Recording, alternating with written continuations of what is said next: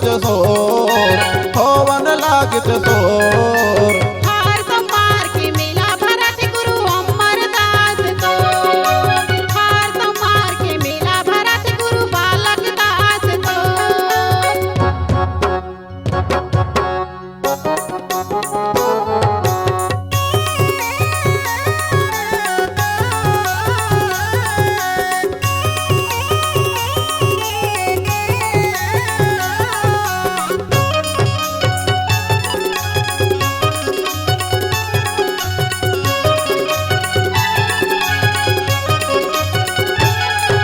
मुंगेली जिला के पेंडी तालाब मेला भराते वो, मेला भराते वो।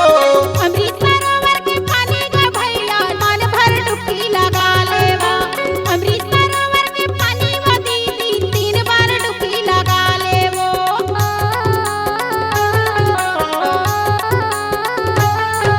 मुंगेली जिला के पेंडी तालाब मेला भराते वो, मेला भराते वो। अमृत सरोवर के पानी का भैया मन भर डुबकी लगा लेवा, अमृत सरोवर के पानी में दीदी 3 बार डुबकी लगा लेवो।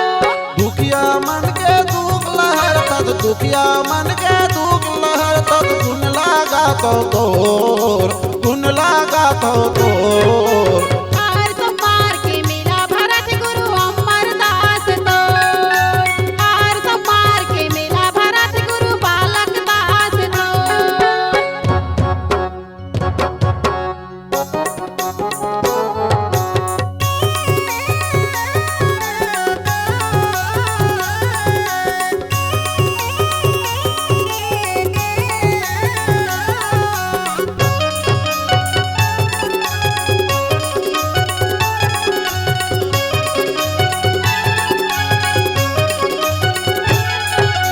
दूरी दूरी से मन के मन भैया दर्शन कर लाया तय वो, दर्शन कर लाया तय वो।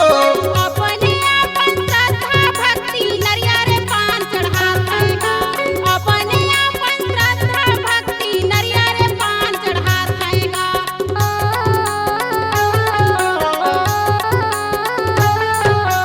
दूरी दूरी से मन के मन भैया दर्शन कर लाया तय वो, दर्शन कर लाया तय वो।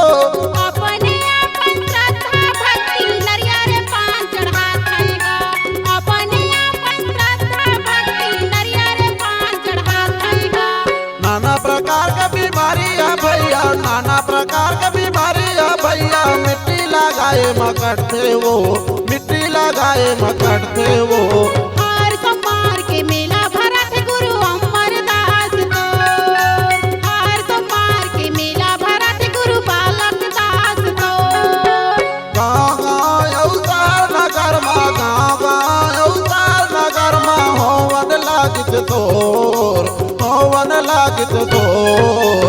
हर सोमवार के मेला भरत गुरु अमरदास तो, हर सोमवार के मेला भरत गुरु बालक दास तो। गुरु अमरदास तोर, गुरु अमरदास तो, गुरु अमरदास तोर, गुरु अमरदास तोर।